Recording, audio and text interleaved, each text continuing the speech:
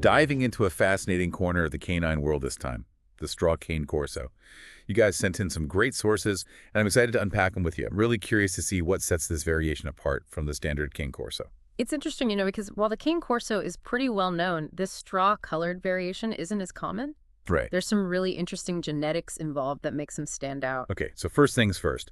What does a straw cane corso look like? I'm picturing that classic cane corso build. Yeah. But, straw-colored. Right. Am I close? Yeah, you're on the right track. Imagine that powerful, muscular Cane Corso physique, but instead of the usual colors, draped in a coat that can range from a pale cream to a warm, light yellow. It's quite striking, actually. And size-wise, males can reach up to 120 pounds. Whoa. And stand 28 inches tall at the shoulder. Wow, okay. Yeah, even bigger than some other Cane Corso variations. Okay, so definitely not a pocket-sized pup. That's a lot of dog to handle. So with a presence like that, I have to ask, are their personalities as intense as their looks? What's their temperament like? Well, they definitely share that same loyal and protective nature that's characteristic of all Cane Corsos. These dogs were bred for guarding, so they're naturally alert Right. and ready to defend their family. It sounds like having a straw cane corso is like having a built-in security system. Yeah. But all that protectiveness, does that make them difficult to train? Well, they're incredibly smart dogs. They're capable of learning a lot, but they also have an independent streak. Wow. It's really important to start socialization and training early on because Yeah. without it, that independence can turn into stubbornness. Oh, I see. Yeah. Think of it like having a really bright student who needs the right guidance to channel all that potential. So it's a delicate balance between nurturing their intelligence and setting boundaries early on. Now let's get back to that unique straw coloring for a second. It's not just a regular tan, right? There's some specific genetics at play here. Yeah. Exactly. This particular coloration comes from a mutation in what's called the E gene. And this mutation actually suppresses the production of black pigment. So instead of black fur, you get these beautiful lighter shades. So it's like a genetic switch that's been flipped, Yeah. revealing this hidden color. Right. That's pretty fascinating. But does this mutation affect anything besides their color? Are there any specific health concerns that come along with the straw coat? That's a common question. And thankfully, the straw color itself doesn't bring any unique health concerns to the table. However, like all Cane Corsos, they can be prone to certain conditions, like hip dysplasia and bloat. That's good to hear. So it's really about responsible breeding and overall care rather than anything specifically related to the straw color. Now, I'm curious about training a dog with such a strong personality. What kind of approach works best with a straw cane corso? Well, they definitely need an owner who can be firm but fair. They're not the ideal breed for a first-time dog owner. Positive reinforcement is absolutely key, Right. which means rewarding good behavior and focusing on what they're doing right. Harsh training methods just won't work with this breed. Yeah. In fact, they often backfire and make the dog more stubborn. So it's about finding that sweet spot Yeah. between setting clear boundaries and celebrating their successes. Yeah. It sounds like owning a straw cane corso is a rewarding but definitely demanding experience. It is. You need to be prepared to put in the work. Absolutely. It's a true partnership. You need to invest the time in training and understanding their unique needs. Now, thinking back to our listener who requested this deep dive, it's clear they're intrigued by this rare breed. What is it about the straw cane corso that sets them apart?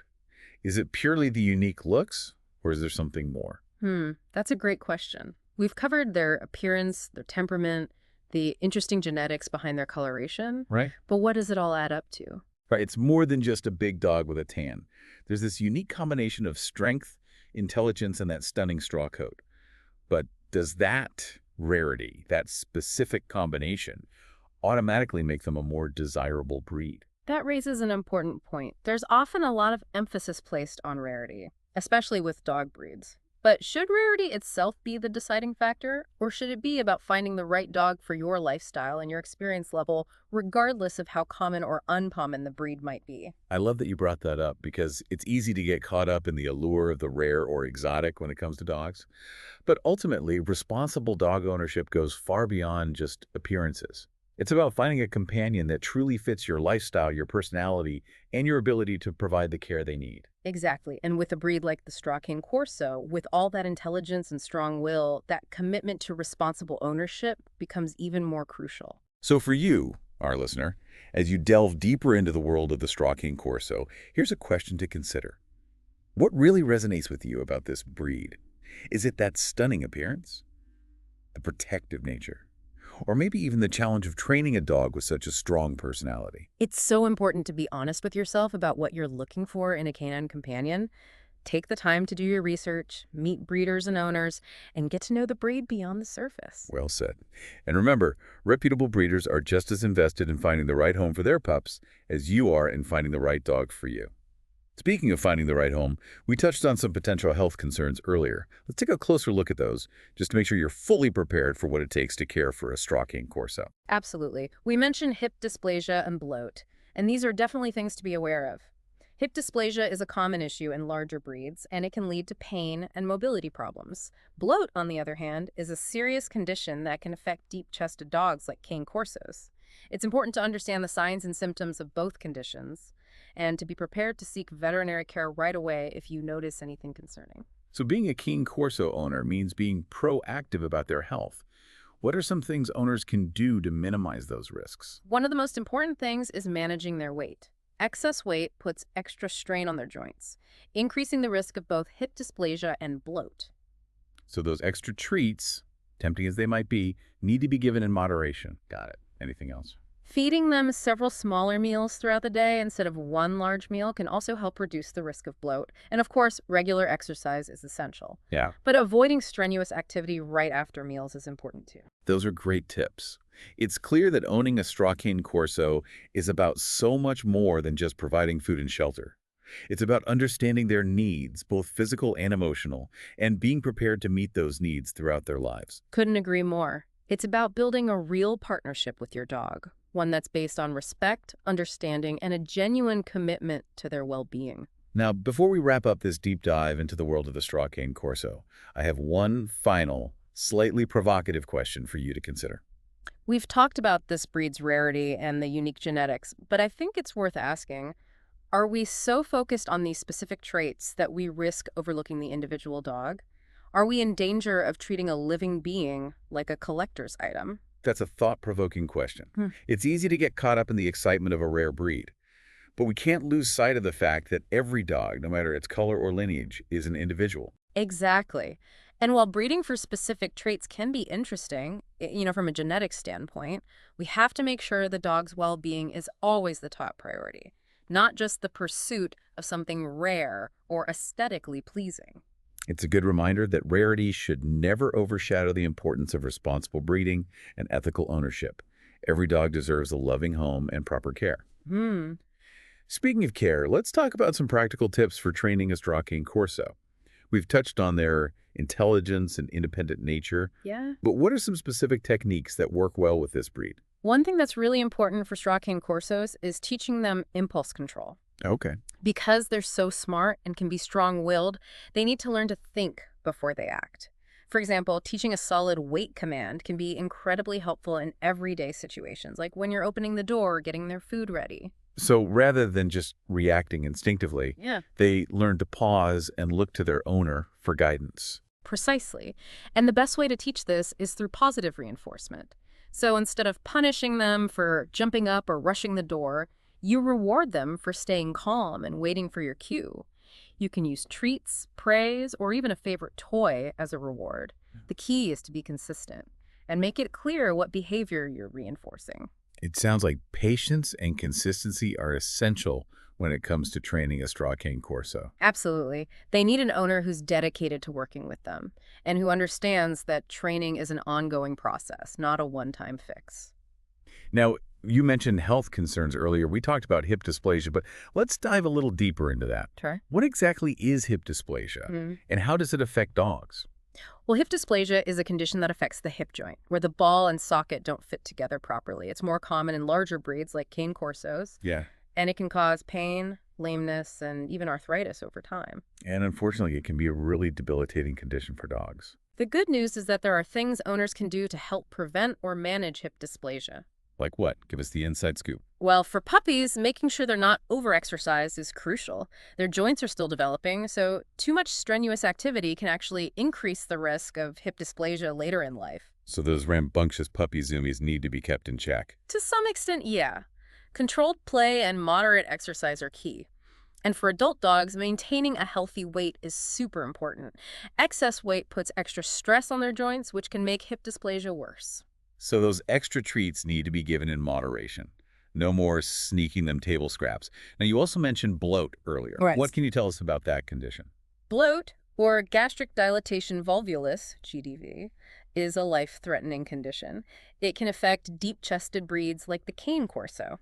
It happens when the stomach fills with gas and then twists, cutting off blood supply to vital organs. That sounds terrifying. What causes it, and what are the warning signs? The exact cause of bloat isn't fully understood, but certain factors can increase the risk, such as eating too quickly, Okay. exercising right after a meal, and even stress. Wow.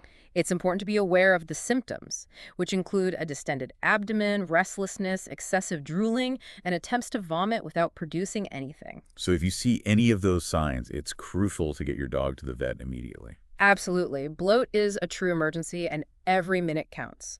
Prompt veterinary attention is essential.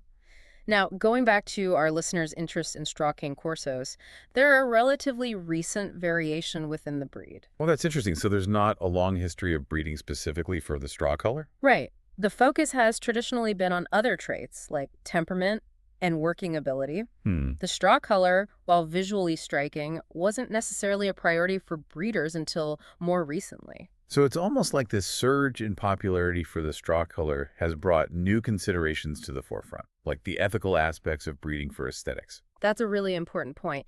And it's something that all breeders and potential owners need to be mindful of. As the demand for certain colors or appearances increases, it's crucial to ensure that responsible breeding practices are upheld and that the welfare of the dogs is never compromised. It's a reminder that breeding decisions should always prioritize the health and well-being of the dogs, not just our own aesthetic preferences. We need to remember that we're talking about living beings, not fashion accessories. Exactly. And responsible breeders are just as passionate about preserving the integrity of the breed as they are about producing healthy, well-adjusted puppies. They're committed to making informed breeding choices that benefit the breed as a whole, not just chasing trends. And that brings us back to our listener who's considering bringing a straw cane corso into their life.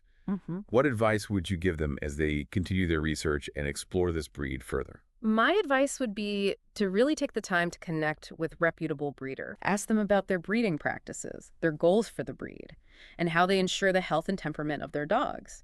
A responsible breeder will be happy to answer your questions Right. and provide you with valuable insights into what it takes to own and care for a straw cane corso. That's great advice. Don't just jump in based on looks alone. Really get to know the breed, the breeders, and what responsible ownership entails. Now, before we move on to our final thoughts on the straw cane corsos, one more thing I want to touch on. We've talked about finding a reputable breeder, but what are some red flags that potential owners should be aware of? How can you tell if a breeder is more interested in profit than the well-being of their dogs? That's such an important question because unfortunately, there are breeders out there who prioritize profit over the welfare of their animals. One red flag is a breeder who doesn't ask you any questions about your experience, your lifestyle, or why you're interested in the breed. Oh, interesting. Yeah, a responsible breeder wants to make sure their puppies are going to good homes, so they'll be genuinely interested in learning about you as a potential owner. So it's a two-way street. They should be interviewing you just as much as you're interviewing them. Exactly. Another red flag is a breeder who breeds multiple litters at once, or breeds several different breeds. Okay. This can be a sign that they're more focused on quantity than quality. Right. Responsible breeders are usually very selective about their breeding pairs and put a lot of care and planning into each litter. So it's about looking for breeders who are truly passionate about the breed and committed to producing healthy, well-rounded dogs. Absolutely. And remember, reputable breeders will also offer ongoing support and guidance to their puppy buyers. They're invested in the long-term well-being of their dogs, not just making a quick sale. It sounds like finding the right breeder is just as important as choosing the right breed. It's about making a connection and building a relationship with someone who shares your values and commitment to responsible dog ownership. Now, we've covered a lot of ground in this deep dive, from the unique appearance of the straw cane corso to the importance of ethical breeding and responsible ownership. But as we wrap up, I want to go back to that thought-provoking question you raised earlier. Yeah, you're right. We talked about the potential risks of focusing too much on rarity or specific physical traits. Right. It's easy to get swept up in the allure of something unique or uncommon. Yeah. But we have to remember that we're talking about living, breathing creatures with individual personalities and needs. And I think that's such a powerful point to leave our listeners with. As you continue your journey of exploring the straw cane corso, don't let the excitement of their unique appearance overshadow the individual dog standing in front of you. Take the time to connect with the dog, understand their personality, and make sure it's a true match for your lifestyle and experience level. I couldn't have said it better myself. Ultimately, the decision to bring any dog into your life is a significant one. It's about finding a companion who will enrich your life and who you, in return, can provide a loving and fulfilling life for. So, as you weigh the pros and cons, and as you consider all the factors we've discussed today, remember that responsible dog ownership goes beyond just ticking boxes or following trends.